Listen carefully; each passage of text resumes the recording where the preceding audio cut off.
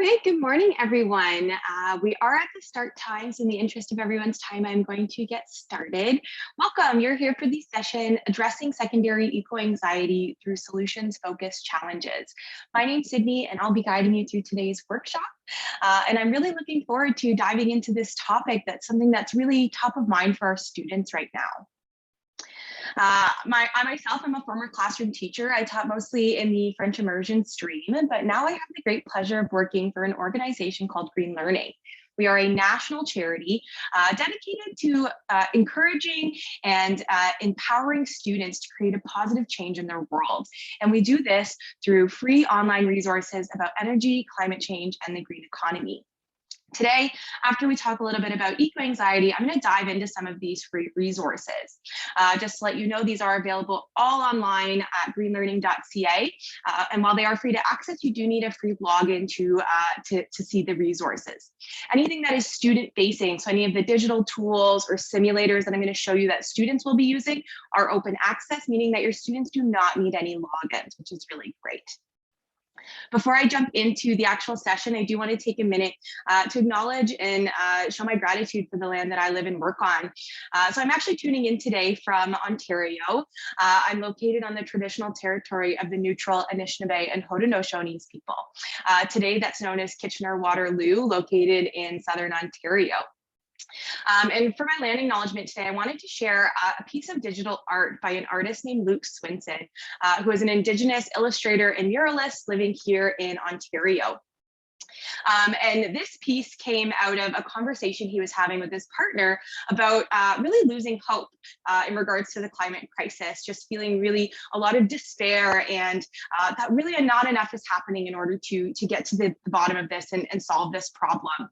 And I'm just going to read off a quote of what he said. It can't be a coincidence that as the earth is trembling, Indigenous voices are being heard and Indigenous ways are being reclaimed.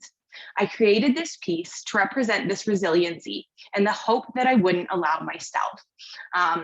And I love this piece and I love the messaging, and it is absolutely true that as we talk about solutions to the climate crisis, we really are looking to Indigenous peoples as leaders in this space. And I love this art piece that it shows the interconnectedness of humans and nature, and the idea of hope and resiliency is something that I hope we can carry throughout this workshop. Just to give you an idea of where exactly we're heading today, we're going to start off talking about what exactly is eco-anxiety and how is it impacting our students.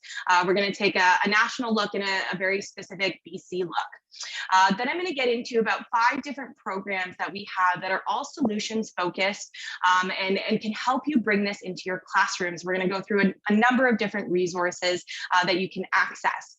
Just to let you know, all the resources I'm going to talk about are hyperlinked within this slide deck, which will be live on the website following right when this session ends. So you'll be able to download it and explore through that. So if you want to just sit and listen for a bit, you don't need to worry about taking too many notes.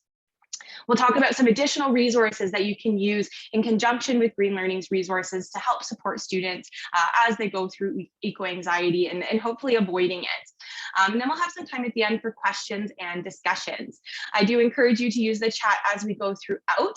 And if you want to start off by introducing yourself, that would be awesome. So we know who else is in the room, you know, where you're from, what class do you teach, what subject or grade. This will also help me pinpoint different activities that might be relevant for the folks in the room. So I'll give you a second to introduce yourselves in the chat.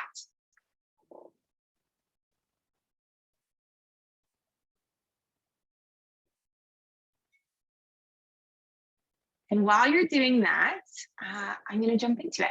So we're going to start off by talking a little bit about eco-anxiety. And my first exercise that I'd like us to go through is I'm just going to read out 3 articles that I found online in the news.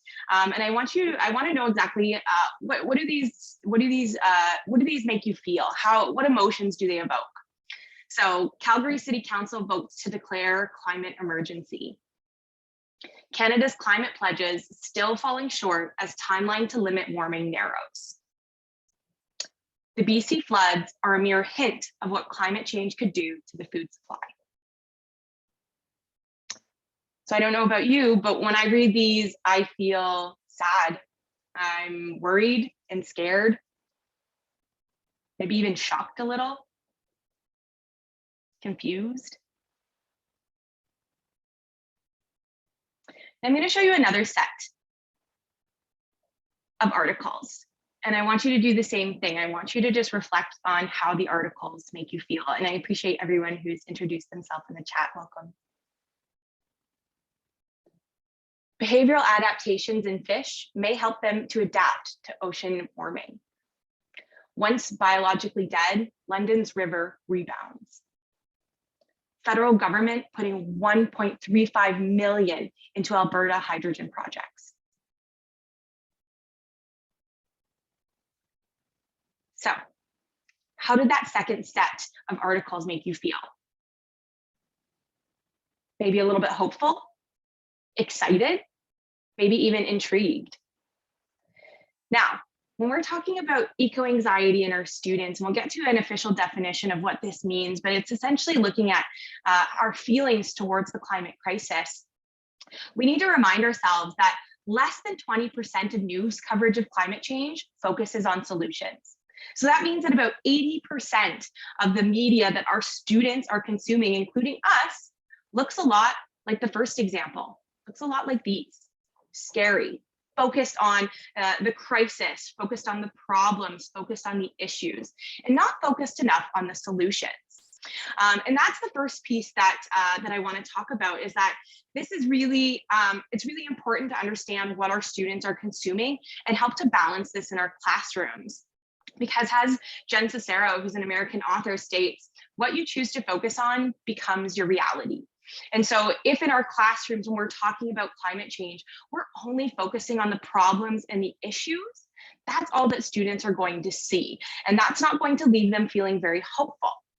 On the other hand, if we're presenting in conjunction with the problems and the issues of climate change, the solutions that we're not only exploring for this issue, but are ongoing, that can change our mindset and reframe things in a different light. In 2019, a massive Canada-wide research study was conducted by Learning for a Sustainable Future and Ellen Field from Lakehead University. And this is what they found. They surveyed students aged 12 to 18, so exactly our age of secondary students. And they found that 46% of these students are categorized as what we call aware. And this means that they understand that climate change is happening, they understand it's human caused, but they do not believe that human efforts will be effective. So I'll give you a second to just let that sink in, that close to half of our students don't believe that we are going to solve this crisis as people. So that's a really scary thought, particularly as students start thinking about their future.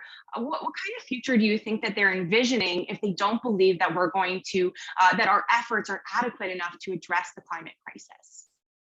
Do you think that they're going to be looking long-term to have families? What kind of jobs do you think they'll be considering, or places to live? Now, I want to dive in because this is Canada-wide, specifically looking at BC, which is the very far left bar there. You can see that we actually have about 45% of BC students are what we consider empowered. So this means that they know climate change is happening, they know it's human caused, but they have faith, they believe that humans will solve this problem.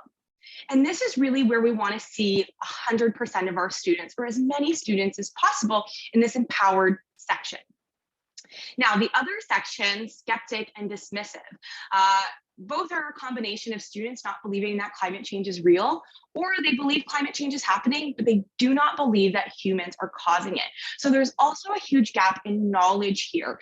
And this is something that we can address as educators and should be addressing, but it's important that we are moving towards this empowered stage.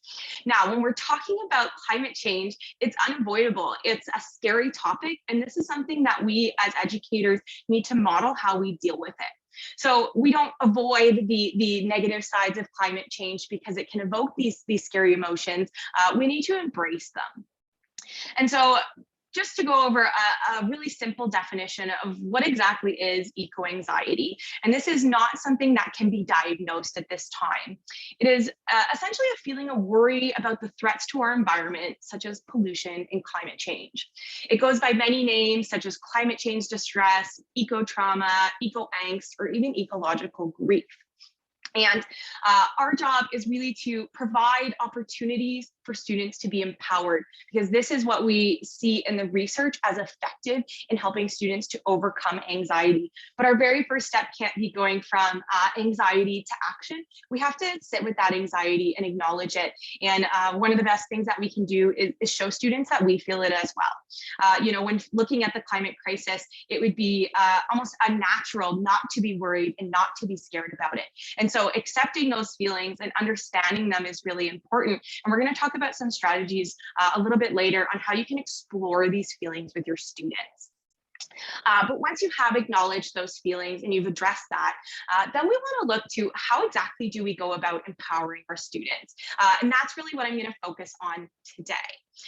And so I'm going to dive into a number of different programs, resources, and digital tools that you can use to not only help educate your students about climate change, but help empower them to take action and feel like they have the autonomy, they have the ability to make a difference in this world, because they can. And I've seen it done, particularly in BC, where students are leading educational reform, which is really, really exciting.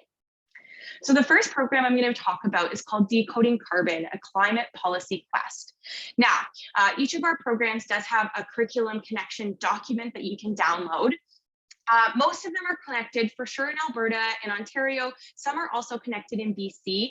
If you're looking to compare, I would say Alberta's curriculum, grades, and subjects are very similar to BC. And so you can kind of look there if you don't see the BC curriculum connections listed.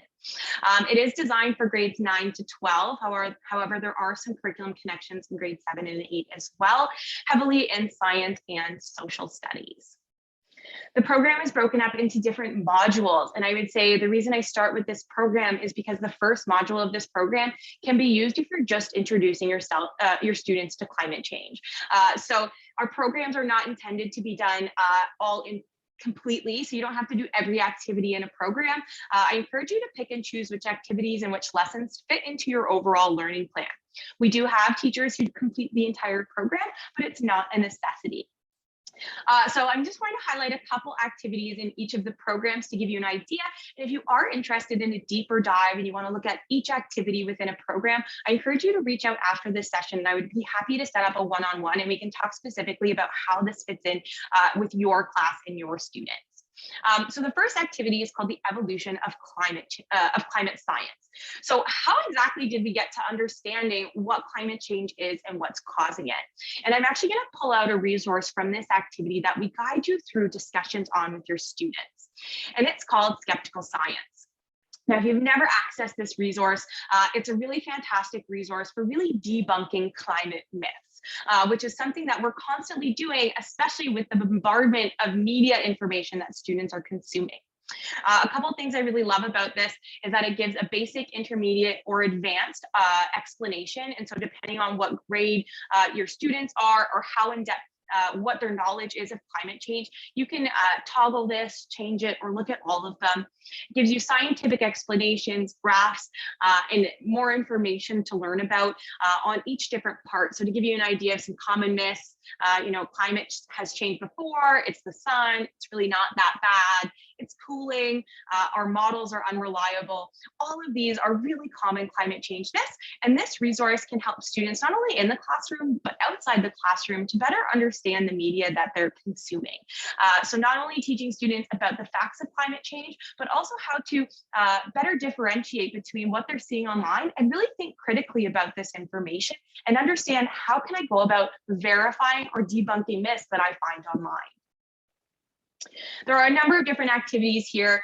If you're in geography, I would highly recommend the How is Climate Change Shaping This World, where we take a look at climate change from different perspectives. So we look at global, national, and then a local perspective on climate change. And how does where you are in the world change your perspective on climate change? There are a number of different modules in the program that take students through understanding what exactly is climate policy, what makes a good climate policy, and more importantly, why is there no perfect climate policy? And this is something that you'll see throughout our programs, is that we don't present any of these climate solutions as an absolute winner. They have no downfalls, because they all do. They all have their pros and cons, and students can better understand both sides of that. So we really advocate for having a balanced, biased approach to these programs.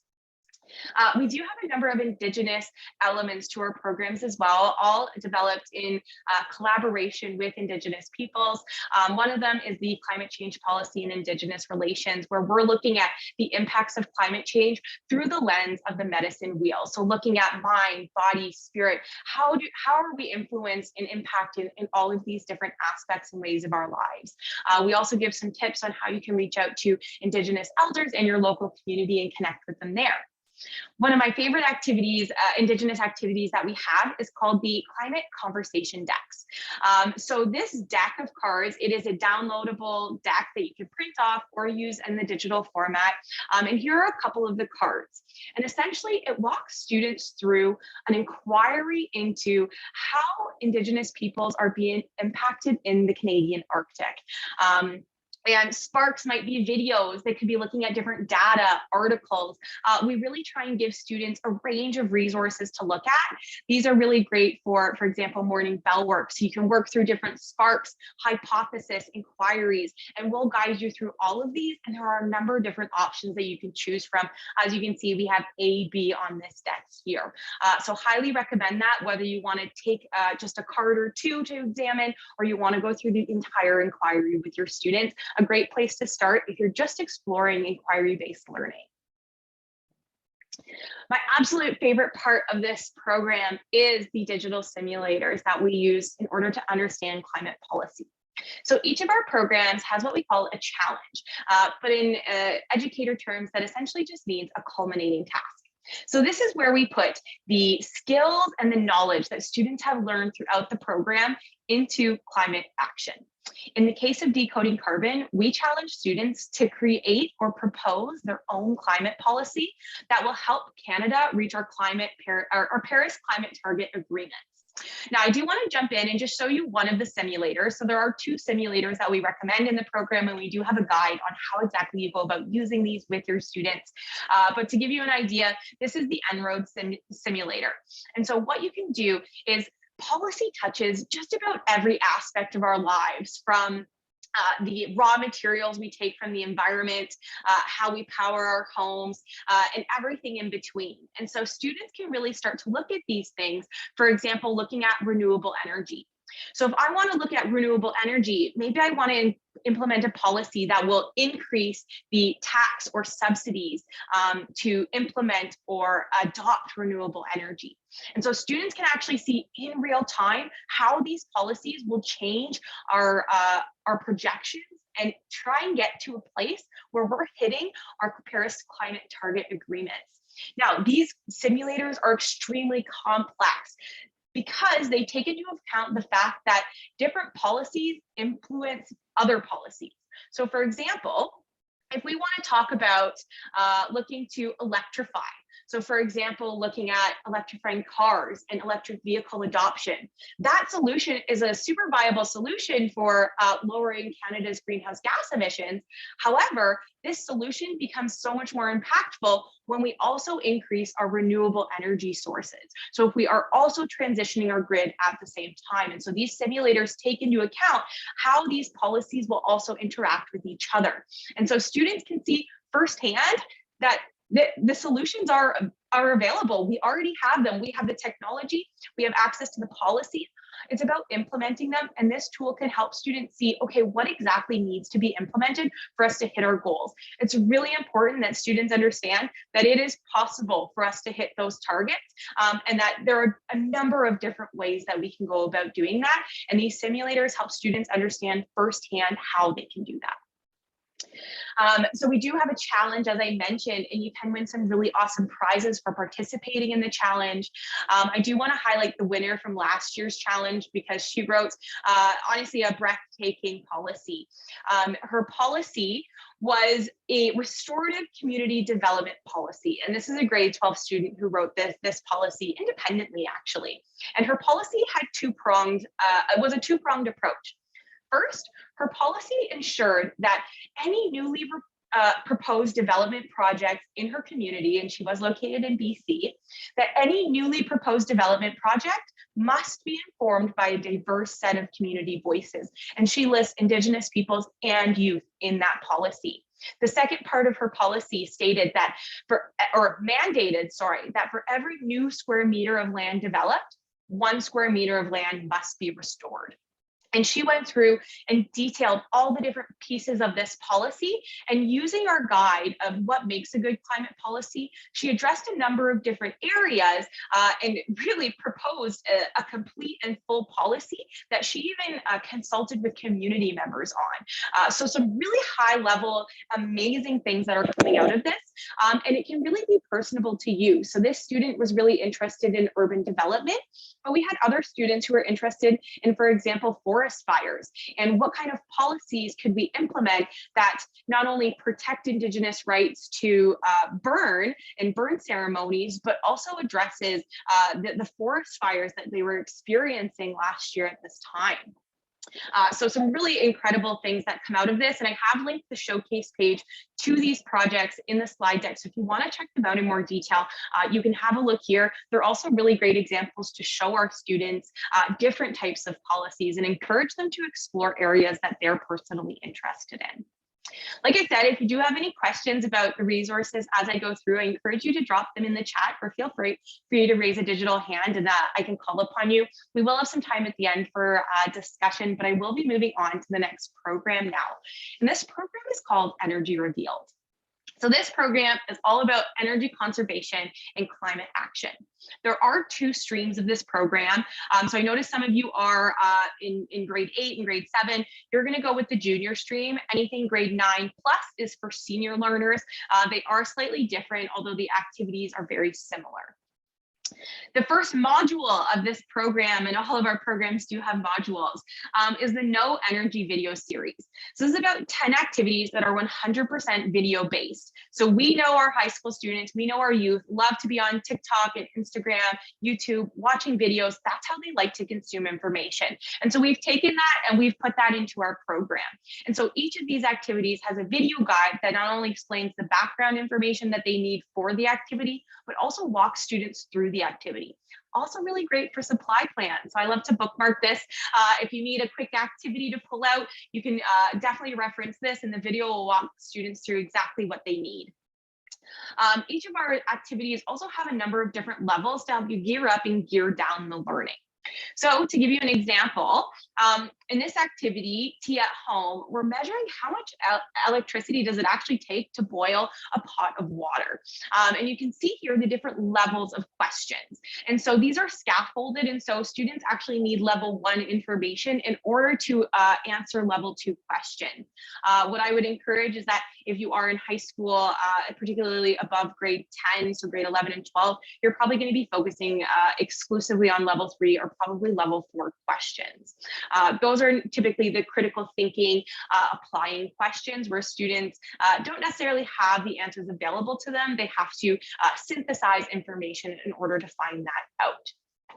I do want to take a minute to do a quick demonstration because a lot of the following activities that I'm going to talk about actually makes use of energy metering.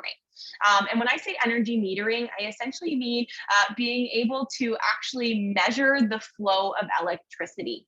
There are 2 main ways that we can do this. Number 1 is mass metering technology that is usually installed in your school. The second and easier option is using handheld watt meters. So these handy little devices are about $30, but I have yet to come in contact with a school board who does not own a set of watt meters that can be borrowed. So if you are looking for some, I would check with your facilities provider first. And these work in a really simple way. So as you can see, they have an outlet on the front and they plug in the back. And so what I'm going to do is I'm going to actually plug this into an outlet here. It does detach, and you can plug in any device that plugs into a standard outlet into one of these watt meters. So I have a lamp behind me. No, this is not just beautiful decor. And so I'm going to go ahead and I'm going to plug this lamp into my watt meter. And I'm going to actually just show you exactly what this does. So you can see right now, there's no power going to my light. My light's off. Now, when I turn this on, you can see that the watts are going to start to jump up. And watts are just the unit that we use to measure the flow of electricity. So we can round this one to about a 60-watt light bulb. This is an incandescent light bulb, so one of the least efficient light bulbs that we do have available. And what we do is we take students through, okay, what can we do with this information? We want really students to be using meaningful and real data in our learning. And so the program does not give you examples. We don't say, imagine you have a 60-watt light bulb and you're going to use it for 5 or 6 hours, how much energy you're going to use. No, we want students to actually be measuring, use the real information that they have around them. Light bulbs for you might be different than for me. And so it's important that it's really meaningful for students. Where this program really shines is that we have developed special energy calculators to help us interpret this information.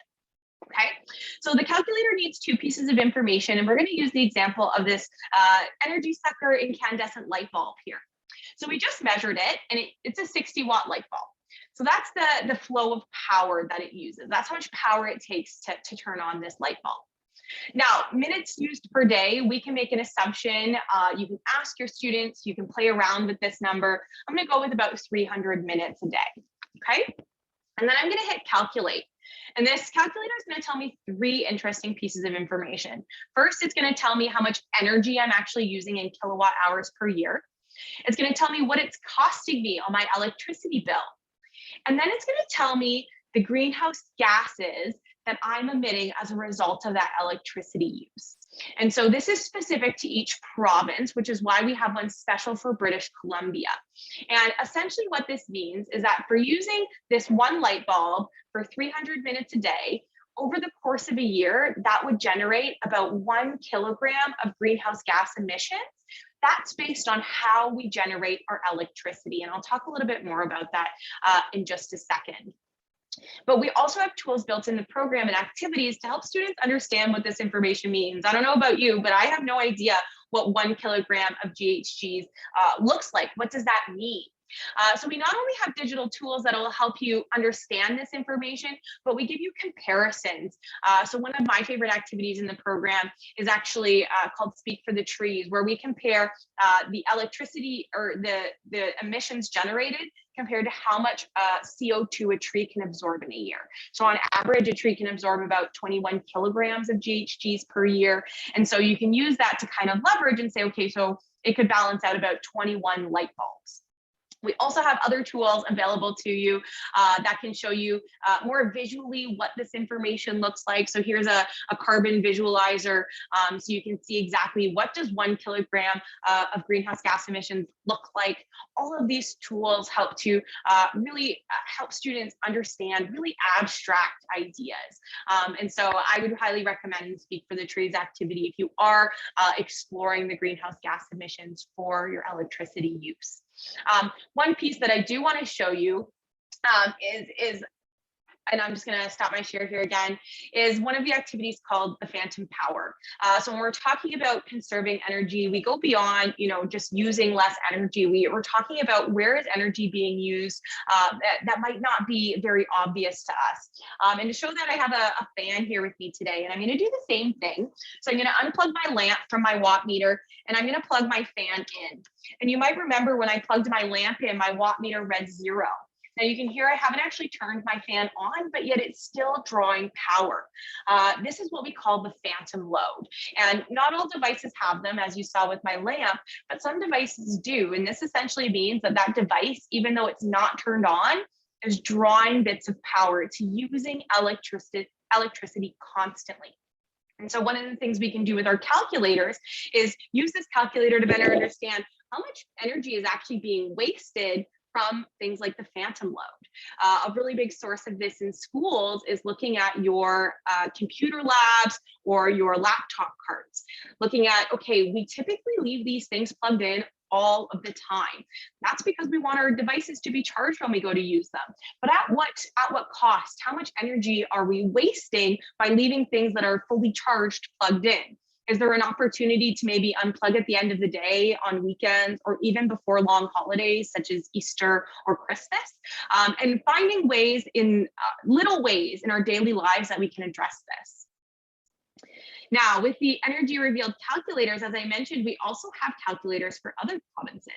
And so I'm going to hop over to our Alberta calculator, and I want to show you really quickly what this 60-watt light bulb would look like in Alberta. So I'm going to go 60 watts, and we're going to go to the same 300 minutes. So the exact same light bulb for the same amount of time, but you lived in Alberta, you would produce about 83 kilograms of greenhouse gas emissions. Now, this number is often very shocking for a lot of people, me as well. And the reason for this is only because of where we generate our electricity. So in BC, majority of electricity is generated from hydroelectricity, so harnessing moving water. Only about 10% is from burning fossil fuels. So that's coal, oil, and natural gas. Whereas your friends in Alberta have about 93% of their electricity being generated from burning fossil fuels, which, as we know, generates a lot of greenhouse gas emissions. And so this is a really great segue into talking about why it's important where we generate our electricity from and what impact that has on our personal carbon footprint.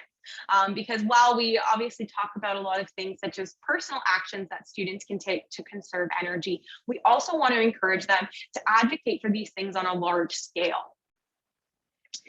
So these calculators are really fantastic. You can also use the calculators for things such as planning. So if you're planning to save energy, you're creating an energy saving plan for your school, whether it's because you're planning an Earth hour or other, you can say things such as, what if we stopped using that light bulb for an extra 100 minutes a day? What changes would that have? How much money could we potentially save? So they can not only make a realistic plan, but then they can use this calculator and they can use the real energy data available for your school board and your school specifically to understand, did I accomplish my goal and what impact environmentally did I actually have? So giving students tangible things to look at versus just saying, let's turn out the lights for an hour and save energy for the planet. Let's measure it. Let's make it real. Let's make it realistic.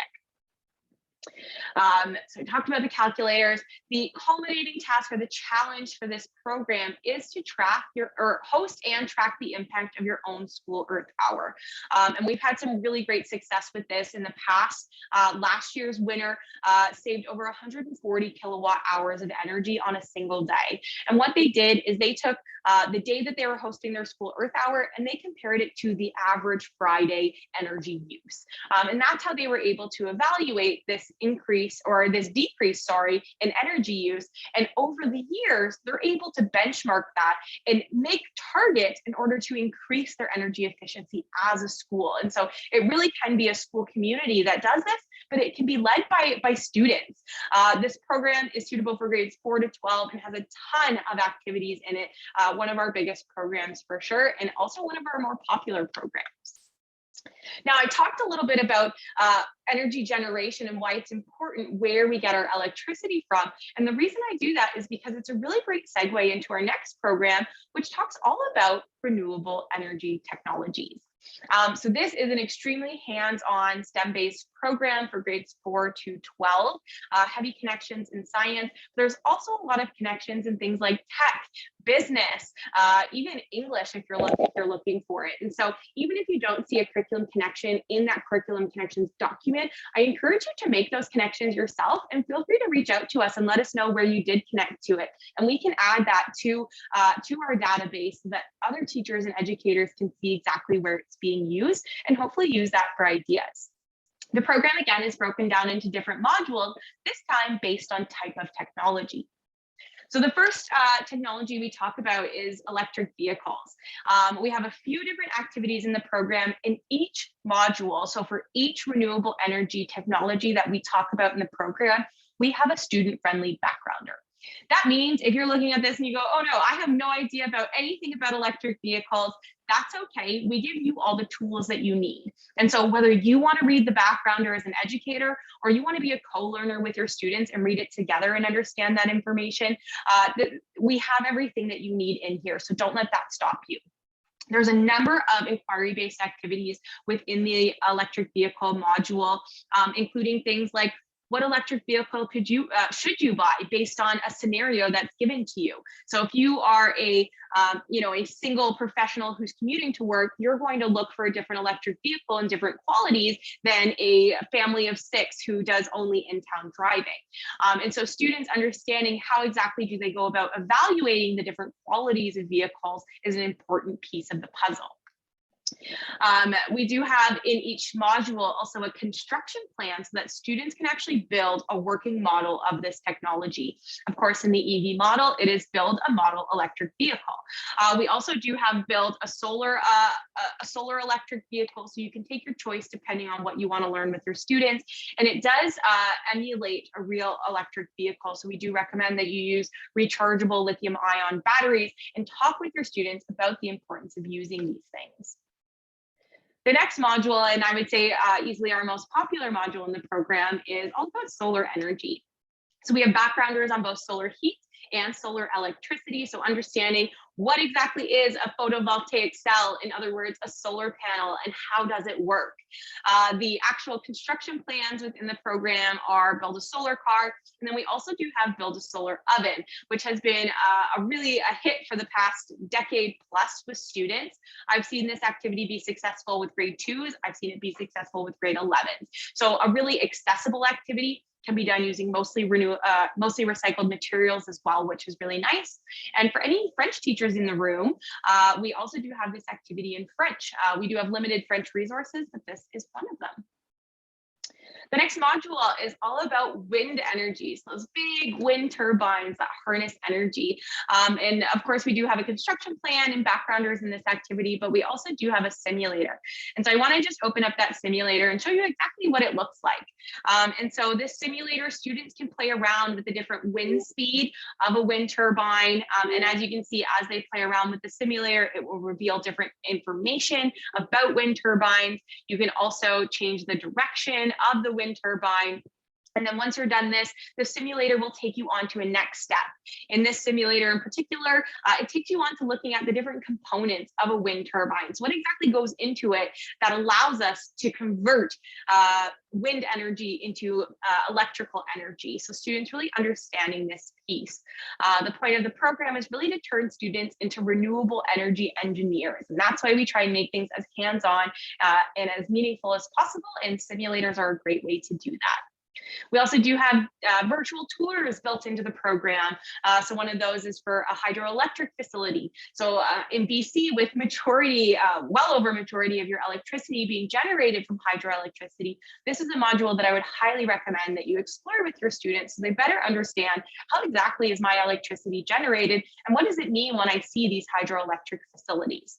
You can build a hydroelectric generator. I will say if you are looking to do that, it is one of our more complex construction plans, not only in its assembly, but also in the materials that it requires are a little bit less common and do require some more sourcing. If you are interested in doing these more complex construction plans and you need help finding materials or exchanging materials out or have questions about it, please, I encourage you to reach out to GreenLearning. We're happy to provide our support and our experience and our ideas and help you find exactly what you're looking for. The next module in the program is all about biomass energy. So we do have a biogas generator that you can build. Again, I would say that this is one of the 2 more complex construction plans as well. And here I would actually like to highlight a digital tool that we encourage you to leverage in this program. So as I mentioned, we encourage students to be renewable energy engineers. And one of the ways that we can do that is by providing students with the opportunity to create digital models of their plans. So here you can see this is a biogas generator model that a student has created. And so you can see this is where the biomass would go. Here they have, transmission lines to a home. And so students can start to articulate this information. Tinkercad is really fantastic because it also does have an entire section of recycled materials. So if you're doing something like even the solar oven, you can have your students creating their plans in a digital software. So really emulating what they would do in a real life situation instead of just using paper and pencil, which of course is always a great option as well. The last module in the program is all about energy storage. So as we introduce renewable energy to our students, and you'll learn if you read some of the backgrounders that of course there are no perfect renewable energy models either. The sun does not shine all the time, the wind is not always blowing. And so, reliability of these technologies is a really big conversation. And one of the ways that we can address this problem is through energy storage. So actually taking that energy and saving it for a later time when that sun might not be shining or the wind might not be blowing. We have two construction plans in this module, build a flywheel model and build a penny battery. I would say if you're looking for any hands-on experiments with students, particularly science experiments, this is the module that I would direct you to, including the endothermic and exothermic reactions. We have a number of different experiments that you can do with your students to better understand all of these concepts, and it is directly curriculum connected. And so really, really great place to start for science teachers. The culminating task or challenge of this program, of course, is to come up with your own or to build your own renewable energy model. And so you can choose to build one of our construction plans. As I mentioned, we have at least one for every module, or you can come up with your own. We've had some students create some really interesting projects. I'll highlight a couple from last year. So of course we had some students build using our construction plans. So you can see here on the bottom, this is the electric vehicle models. Students really had a great time racing these and even doing like a tractor pull with them activity. Here you can see a group of high school students who have created a solar oven. So there's lots of ways to gear up and gear down the solar oven as well. A really entry point would be looking to warm up food such as nachos or even s'mores. More advanced students might even be able to cook something such as an egg or brownies.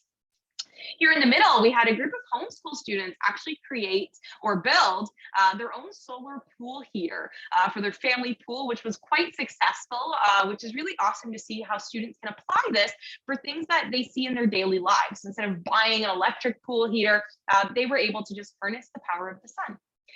The winners from last year's challenge in the bottom left-hand corner there actually bought a fleet of golf carts that were being sold in their community by a local golf course. And what they've done is they've retrofitted these golf carts to be solar powered. So they were already electric golf carts, but now they don't need to be charged using the grid. They can be charged just by the power of the sun, which is really, really cool to see these things in real action. And it doesn't need to be just a model. It can be something that's actually working.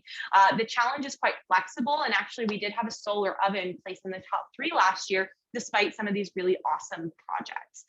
So regardless of what renewable energy model you're working with, I would encourage you to explore how exactly can you apply this in your everyday life? What makes it real and meaningful for students, particularly if you're exploring the hydroelectric unit. The next program I'm going to talk about is called Eco360, Transitioning to a Circular Economy. And this is one of GreenLearning's newest programs, and it's all about circular economy and specifically plastic waste in the first module. This program is very specific to science teachers, secondary science teachers, and was designed specifically with chemistry in mind. As many of us may know, plastics are actually just linked polymer chains. And so there are a lot of chemistry connections here and a number of different activities to explore, but suitable for grades 9 to 12.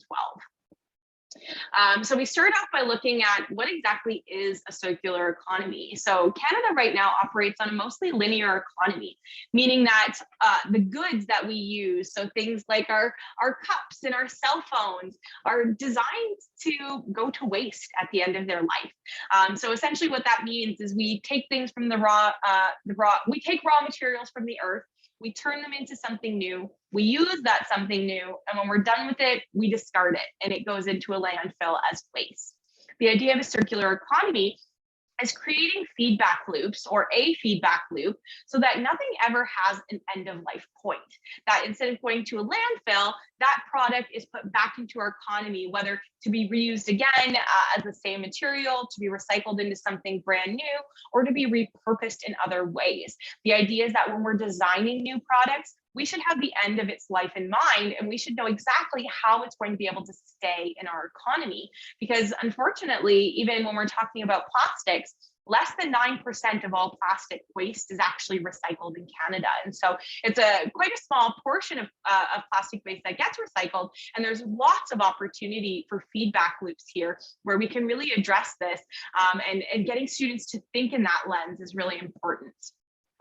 We obviously have backgrounders on what exactly is plastic. And just to give you an idea of what a backgrounder looks like, again, they are written in student-friendly language, but can be used by educators as well. So we go into details. There's also everything sourced here. So if there's a particular area in one of the activities that you want to take further with your students, or your students have questions on, scroll down to the bottom to the sources section and investigate further. Everything is sourced, which is how you know it's reliable information that you can come back to. And you can also look to update this information. We do update our programs regularly, but things are changing on a daily basis when it comes to climate change and the circular economy. And so it's important to always know how you can stay up to date as well. This program in particular has a really big focus on the solutions to plastic waste, because when we talk about plastic waste with students, of course, one of the first things we think of is plastic waste in the ocean and things like the Great Pacific Garbage Patch, which can generate a lot of anxiety for students, particularly thinking not only how are we going to stop this problem from getting worse, but how are we going to solve the problem that's already floating around in our ocean, especially when you get into looking at microplastics and the difficulty in cleaning up microplastics. That can generate a lot of anxiety for students. And so talking and focusing on the solutions is really important here. And that's something that I will say, if you are picking and choosing lessons out of the program and deciding not to do them as a complete and total program, I would encourage you to balance your lessons. So if you're doing a lesson that looks at, for example, the impact of plastic waste on our physical environment, pair it with something that talks about solutions to plastic waste. Here are a few of the different activities that talk about solutions. So of course we have policy. Policy is a really big one. Here in Canada, we do have a ban on certain single-use plastics. That is a policy that's helping to address this problem, but of course there are limitations to that. And you can use Decoding Carbon, the very first program we looked at, as an example as to how exactly can policy play a role in this, and how can we write policy that's going to be more effective? Because as students might mention, they still see a lot of these banned single-use plastic items in stores and out in their daily lives that it hasn't been implemented fully. And so looking at how we can do this more effectively and why some policies might not be effective is really important for students to understand, because then they can start to see, oh, I know why it's not effective. So there is a solution. There is a possibility for it to be effective, instead of just leaving them sitting here thinking, well, we've tried to ban single-use plastics and it didn't work. I guess that's that. That's not the mentality we want our students to have. We want them to constantly be thinking of growth mindset and how can we, or how might we.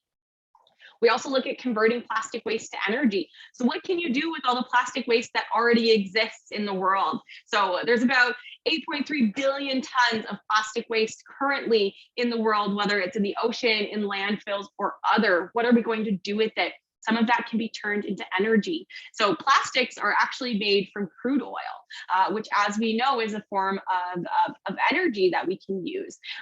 So one solution, my favorite activity, is actually the plastic waste to consumer goods. And this is where we're really exploring, okay, what can we do with plastic waste? How can we turn it into something brand new and keep it in our economy long term? And we give you examples and case studies of businesses, of organizations who are implementing these ideas, who are coming up with innovative ways to reuse plastic or to just reduce plastic in general. And so seeing these solutions and sparking ideas with our students can be a really exciting time for them. And I encourage you to approach this with the lens that it is an exciting time, because there's a lot of opportunity here. There's opportunity for new markets. There's opportunity for new businesses.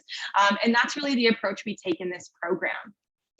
One of my favorite graphics in the program is looking at the 5 R's of mindful plastic consumption. So oftentimes we'll hear about reduce, reuse, recycle. When we're talking about plastic waste, there's a couple more that we want to consider, and they are not cyclical. There is a hierarchy here, meaning that we do want to do one before the other. And the first one of those is refuse. So it can be often uncomfortable at first, but students don't actually realize that they can say no to certain single-use items. So whether they're ordering takeout and they're saying, I don't need cutlery, or no need for plastic packaging to separate my foods, they can all come in one. They're allowed to say no, and understanding how to say no and practicing these skills is something that's really important for students in order to address plastic waste and feel as though that they have that power to at least address the plastic waste in their life. If you can't refuse, reduce as much as possible, whether that's looking to shop somewhere else or invest in reusable products. There's many ways that we can reduce our plastic use. From there, if you can't refuse, can't reduce, try and reuse as much as possible. If you can't reuse, try to repurpose to make it something new. And our very last option, if all the rest of the R's cannot be accomplished, is to recycle. And it's important that we teach students how to recycle properly. And this is something we look at in the program. So we look at different scales of recycling. So we look at, how is Canada managing plastic waste on a national level? How are we managing it on a municipal level? And we want students specifically to look at, in Surrey, what exactly are you doing? What are your plastic waste management practices? And where are there opportunities for improvement? One thing that students often ask me about plastic waste is, why isn't more of it recycled? A lot of times students say, okay, well, most of it can be recycled, yes, but it's not. And why is it not? A lot of these reasons stem from the fact that there are just no markets for it, or it's too expensive. So right now, the cost of brand new plastic is cheaper than recycled plastic, making it really difficult for recycling plants to be competitive in this market. Not only that, but if you have nobody willing to buy the recycled plastic, nobody who's able to make something new out of it, there's no point in wasting time, money, and resources on recycling that product. And so there's the opportunity to create a market for a plastic that, for example, can't currently be recycled, such as things like styrofoam. It's important that you look specifically at your municipality because it does differ by municipality. So really just making things super local and relevant to students. The challenge of this program, or the culminating task, is for students to actually come up with their own innovation plan to address plastic waste. So it could be a campaign, whether that's on social media, to educate their peers about plastic waste. Maybe they're coming up with a new good that they're going to develop that's going to create a market for a plastic waste that's currently not recycled. Or maybe it's a service that they're going to help collect plastic waste, whether it be from the ocean, the shoreline, or just people using it. Whatever your students can come up with, we want to hear their ideas. They basically put this into a 3-minute video pitch, and they can win again some awesome, really awesome cash prizes. I want to highlight a couple of initiatives that have actually been done in schools addressing plastic waste, because I think these are just really incredible examples. So the first one, I'm going to go on the right here, is actually EcoBricks. And this is done by a school in Alberta. And these are quite popular in places like South America. And essentially what an EcoBrick is, it's a 2-liter pop bottle, or really any plastic bottle, stuffed as tightly as can be with non-recyclable plastics.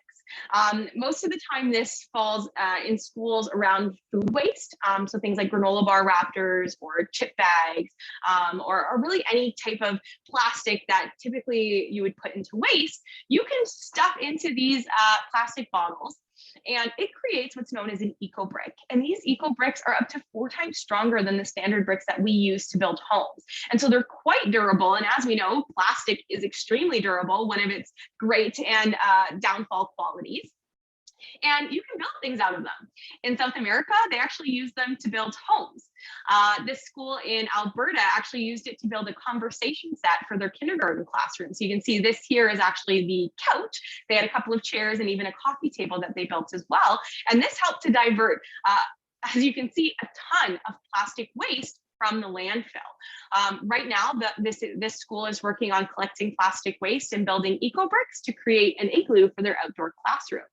I wonder what type of opportunities your students would think of, or what applications they would come up with for EcoBricks, whether it's something outside or inside the school, or maybe even something in your community. What applications could it be, and how much plastic waste could you divert? The winners of last year's Eco 360 challenge actually proposed a plan to recycle the plastic waste generated by 3D printers in their school board. And this was an initiative that actually got up and running thanks to, in large part, some of the funding that they won through this challenge. They were actually able to purchase the materials they needed to recycle that plastic. And so what they've set up is internally within their school board, they've set up a collection system. So I believe it's about once a month. This collection system goes around and collects all the plastic waste from all the 3D printers in the school board and brings them to one central location where, using the facilities, they're able to turn those back into PET pellets that can then be reused in those 3D printers. So as you can see, we've gone from creating a linear model where we ended up with plastic waste at the end to a circular model where you can continue to use those 3D printers and we're not generating plastic waste because we're able to repurpose that into new plastic to then be used again. So some really exciting projects that are underway, and it's always exciting to hear and see what students come up with as far as innovative ideas.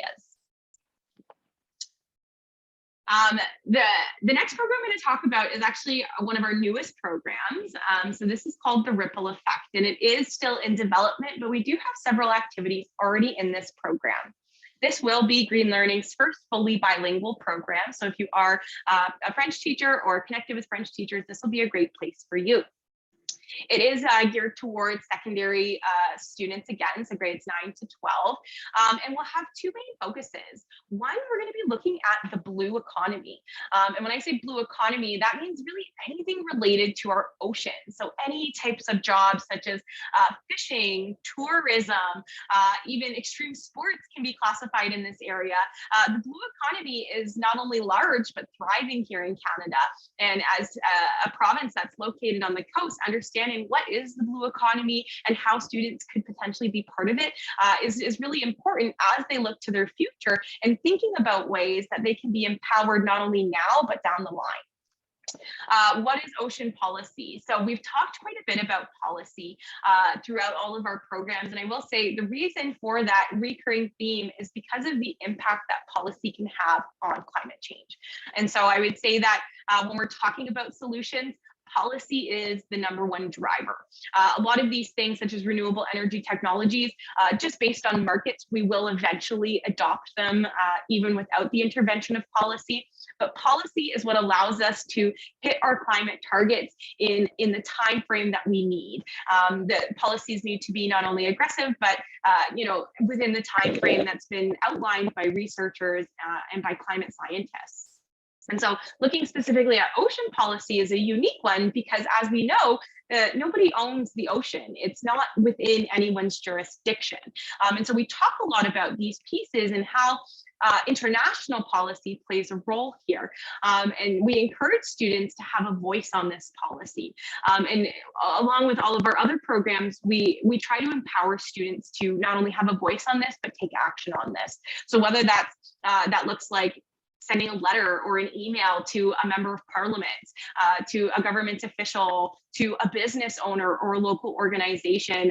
Student voices are extremely impactful, and we've seen that through movements such as Fridays for Future, and particularly in BC as the only province in all of Canada who has a student-led educational reform around climate change. So the power of student voices cannot be understated here, and just giving them the tools and the skills to talk about these things and to articulate their ideas, their thoughts, and their emotions is really, really important here. The very last full program that I'll talk about is called Flood Ed. So this is our extreme weather program, and I will say with educators in BC, most of our educators come from Ontario, Alberta, and BC at GreenLearning. This is where I've seen the most interest from BC, of course, because of the extreme weather and flooding that you folks have been experiencing. And so understanding this flooding is a really important piece of the puzzle, particularly as your students are looking towards the future and thinking to themselves, this is just the start of flooding. What is my future going to look like? Better understanding how and why is really where this program lies. One of the things that this program has that a lot of the other programs don't have is additional resources. So we have both teachers and a photo gallery, because we understand that things like flooding infrastructure is not common language or even common knowledge. And so we give you the tools in order to better understand that. So one of those tools, for example, is a photo gallery. So things like culverts, swales. If you don't know this language, that's okay. We give you the tools to better understand this. And these tools are used throughout the program. So for example, one of the activities is actually doing a mapping tour of your community. So students are actually walking around either their school or home community, and they're plotting these different pieces of flooding infrastructure to better assess how prepared their community is to respond to a flooding event. What infrastructure currently exists, does it match what weather we're currently seeing? So these extra tools often get overlooked, but I would encourage you to check those out because they do play into a lot of these activities. My personal favorite activity of the program is called the runoff footprint. And I should say as well that we do have an entire YouTube channel at GreenLearning where we have a number of these activities in pre-recorded format or even workshop format. The runoff footprint is one of those. So if you are interested in doing this activity with your students and you don't want to run the entire lesson plan, I encourage you to hop over and check out those pre-recorded lessons. Some of them are lessons that have been done live and just recorded. Others are designed to be recorded, meaning we say something along the lines of do this and hit pause and hit play when you're ready to continue. So there's lots of flexibility here. And essentially what the runoff footprint looks at is how much water during a rainfall event lands on your school's property. And from this, we can figure out based on what type of ground you have. So whether you have grass that absorbs water or you have asphalt that repels water, how much of that water actually gets absorbed where it's landed and how much of it becomes stormwater runoff. And this opens up conversations about how can we better manage stormwater runoff and why is it important to have green spaces, particularly in areas that are flood prone. How does that help to adapt to these effects of climate change? Because as you'll learn throughout the program and as most of us know, flooding is a natural phenomenon. It's going to continue to happen regardless of our actions on climate change. What's going to change is the extremity of it, how extreme these events are. So we not only talk about what the connection is between climate change and flooding, because it is a little bit difficult to see. It's much more indirect than a lot of the other effects, and a lot less tangible as well than something, for example, like plastic waste. Our activities here are extremely place-based, meaning that we don't talk about what generally is a floodplain and watershed. We give you the tool to find out exactly where are you located on a floodplain, or if you are located on a floodplain, what is your watershed? I believe it's the Fraser River in Surrey. I'd have to double check on that one, but that essentially means all of the water that lands, the rainfall that lands there, all gets washed somewhere. Usually it's a river. If you're really close to the ocean, it might be directly into the ocean. Understanding all of these pieces can help students understand the multitude of things that had to go wrong to create such an extreme flooding event. And better understanding this can help them understand, okay, what solutions are available? What things can we do in order to better prepare in the future? And we give you the tools in order to create those plans. So things like creating a school flood resilience plan. We have the guide within the activities that'll walk you through how do we do this? What does it look like? And what conversations can I have with my students around generating flood resilience? A big part of this program is also take action activities. So it's a really hands-on program where we really want students to do the actions. And some of those actions include things like adopting a drain. So I talked earlier just briefly about stormwater runoff and the importance of managing it. And so what this activity looks at is the fact that a lot of our storm drains actually lead directly into a local stream, river, or even the ocean. That means that if there's plastic waste, for example, on the side of the road, the next time it rains, that plastic waste is going to get put down into these storm drains and could end up in our natural environment. And so learning how to manage these stormwater systems is really important, and keeping them clean and clear is really the point of this take action activity. So students take on the responsibility of not only figuring out where does this storm drain lead, educating their community about that piece, and then they take the ownership of actually keeping that storm drain clean. And what that does is that during an extreme rainfall event, it allows as much water as possible to be drained away, which is the entire purpose of storm drains. Can't be done if things like plastic waste or even leaves, sticks, branches are blocking the way. There are a number of other activities to help students build flood resilience, things like building rain gardens, planting trees. We talk about the importance and their connection and how they help to build flood resilience. And this can be a really empowering piece for students, where they can see exactly, if they're planting a rain garden where maybe asphalt used to be, what impact that has on stormwater runoff and how it can help to divert water during the next extreme rainfall event. We also give you tools to not only make your school more flood resilient, but homes. And so anxiety doesn't end when students leave the classroom. Of course, we know that students are impacted at home as well. And so giving students the tools in order to address this is really important. We have 2 activities that focus on flood resilience at home. One of them is a little bit more in depth. The other is a scavenger hunt. I would encourage you, if your students are working in collaboration with their families, to do the more complex option. If your students do not have that opportunity, or you're not confident that they'll have that home support, then I would highly recommend the scavenger hunt activity.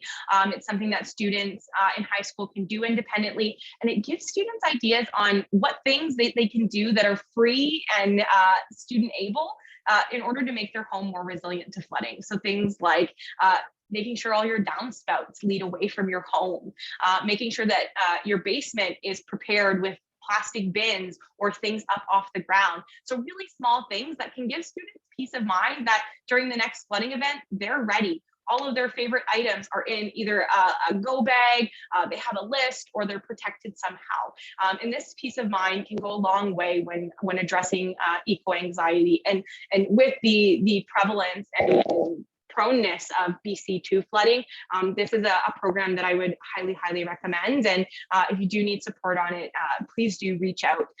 These conversations are important, and you can talk about the fact that maybe flooding scares you too. Maybe you're anxious about what flooding events might happen in the future. Seeing your educator express those feelings gives students the comfort that they're not alone. But understanding that we are doing things to address this, and BC actually has one of the best flood resilience plans nationally. It's recognized. And so within the program, we do kind of go through those and compare it to other case studies. And so students can really see what's being done and that it is being addressed. We adults are working on the problem, and there's lots more to do, and students can be part of that, which is really nice. The challenge or culminating task of this program is to either plan for or take action on flooding. So as I mentioned, planning for flooding can really give students a lot of peace of mind. And that's why we've created this flexibility, so that if you don't want to, or maybe you can't take action on flooding this year, you can't adopt a storm drain, you don't have the funding, for example, to build a rain garden, maybe you want to just create a plan. Maybe that looks like a flood resilience plan for your school. Maybe it's an emergency kit for your students to have at home. Whatever that may be, that gives your students peace of mind and addresses flooding in one way or another, is eligible for our challenge. Even if you've already done these activities this school year, you can submit them for our challenge. And I encourage you to do that, because there are some really awesome cash prizes that are available. And we also celebrate those students and their impact in a number of different ways, including on our website and in the media. So we will typically contact your local newspapers and get a story in there about your students and the work that they've been doing. And if you want to see some examples of that, we have them on our website specifically for flooding. I want to talk about some of the activities that have been done in the past for the challenge, because I think these are really inspirational. So last year, the winner of the challenge actually created a digital walking tour of their community and the connections to water. So their theme wasn't flooding, their theme was in general water. And so you can actually do this walking tour online. The link is on our website. You can just head to this showcase page here. And each student took on a different spot in their community, and they expressed or explained that spot in different ways. So some students created art, such as this painting here. Some students told a story. Some students just gave straight facts. So there was a lot of flexibility in how students approached this, which I really, really loved. And they talked about things such as the water table that's below all of us. They talked about their watershed, where all the water goes. They talked about the fact that every spring in their schoolyard, a giant section gets blocked off because it floods every single year. And they talked about the fact that they have a plan to address that. And they've been raising money for what's called eco buffers. So that's essentially a combination of native trees, shrubs, and plants that are planted in order to help divert some of that water. So as we know, trees, shrubs, and all of these good things help to absorb water, which can really be helpful when we're talking about extreme rainfall, which, as we know, is one of the major concerns of climate change. One of the other winners from last year, they actually installed rain barrels on their greenhouse at their school. So looking at ways to capture some of that rainwater and reuse it in things like their greenhouse or for other uses is also really great take action opportunities. And you're not limited to the 8 or so take action activities we have in our program. Any take action activities are really fantastic. And oftentimes it's best if these are generated from student ideas. We also have developed a brand new resource with the Art Canada Institute. And the reason I wanted to highlight this one specifically is because art has a magnificent power to help students manage and understand their emotions. And so I would encourage you to check out this guide, which is a guide on climate change and art. And it looks specifically at 3 Canadian artists. And one of the artists is actually Emily Carr, which some of you might know is an honorary member of the group of 7 and was born and raised in Victoria, BC. Art Canada Institute and GreenLearning actually collaborated on a virtual workshop looking at Emily Carr's work and how she expressed or showed her concern for the deforestation in BC through her art, as you can see through the odds and ends photo on the screen right now. If you want to participate in that workshop with your students, so understand and learn a little bit more about Emily Carr and how she used environmentalism in her work, and also create your own art around trees, you can actually just click on this link here and it will take you to the YouTube recording of that workshop. And like I said, we really focus on how nature can be restorative, not only being out in nature, but thinking about nature, creating about nature can be a really beneficial thing. So I encourage you to check this out. This resource is also available in both French and English. So if you're looking for both of those, that's available there. Over the next few minutes, I'm just going to talk about some of the additional resources and support that GreenLearning has available to you. That pretty much ends the programs and activities that I'm going to talk about. I already did mention that we do have some classroom workshops on our YouTube page. Our YouTube page also has a wealth of other activities, including professional development sessions. So for example, last year at the Surrey Teacher Association Convention, we did a workshop specifically geared towards flooding. So if you are looking for more professional development about these topics, you can check out our YouTube page. We also do have asynchronous lessons. So whether you're learning in a hybrid model or you're looking again for supply plans, you can even assign one of these videos as an activity. All of the links for the resources are in the description, and there's some really great opportunity there for learning. Talking specifically about EcoAnxiety, there's a ton of resources out there, and these are just a few that I want to highlight. So one is called EcoAnxious Stories. So this is a Canadian-based website and resource to help really better understand and navigate this world of eco-anxiety and eco-grief that not only students are experiencing, but also us as educators. I don't know about you, but I often feel a lot of despair towards the climate crisis. And these resources and tools can be really helpful in not only just starting conversations, but better understanding our own emotions. Hope Matters is a fabulous, fabulous book. I cannot recommend it enough.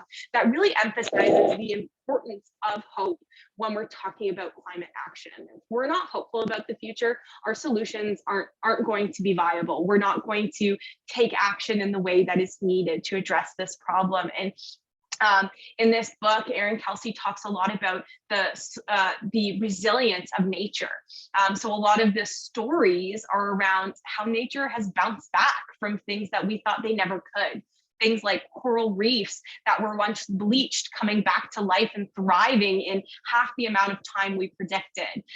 Things like the Thames River in London, how it was once dead, how it was revitalized, and what steps were taken in order to achieve that. For me, this book was really fantastic in highlighting that nature is unbelievably resilient and will bounce back given the opportunity. And I think that's something that our students also need to know and understand. If you do decide to buy this book, it would be a great, for example, bell work activity to read a story or two every morning, or even once a week to just hear a good news story about how nature can be resilient and is resilient. The last resource that I have linked here, and again, you can just click on them to see the resource in the slide deck, is called Ocean Optimism. And I apologize, my internet looks like it's being a little slow here, but it's essentially a collection of stories, good news stories about the ocean. Lots of concerns about the ocean as the biggest carbon sink in the world and the issues with plastic waste. This can be a really great place for inspiration. So you can look at stories. They even have a complete Twitter campaign that you can follow. And what I would say about good news stories is incorporate them into your regular classroom routine. So if you do anything like have students research media articles to share, or do, again, daily bell work, I encourage you to think about ways that you can make this solutions focused or hopeful. So whether maybe once a week you have a student find an article on a good climate story that they've heard, or an interesting solution or innovation that's going to help us address the problem. Find ways to encourage your students to seek out the good in the climate crisis. Because as we know, 80% of media looks at the doom and gloom side of that. And we really want to flip that narrative and move away from the doom and gloom and towards the solutions, because focusing on the solutions is going to help us move forward. And that's what we want. And that's what we want our students to feel. We want them to feel empowered and hopeful. It's not enough to just understand that climate change is happening, that it's human caused. We want them and need them to know that we have the solutions to solve this problem already. Some think we don't, we absolutely do. We have these solutions, we have the policies, we have the plans. Now it's about implementing them, and without hope, we can't implement them effectively. And with that, I hope I did leave enough time. I did. Awesome. For about 10-15 minutes of questions and comments or stories. If you have a good news story that you've shared, or that you've experienced, or that your students have shared, and you want to share it with the group today, I'm going to not only stop my screen share, but I'm also going to end the recording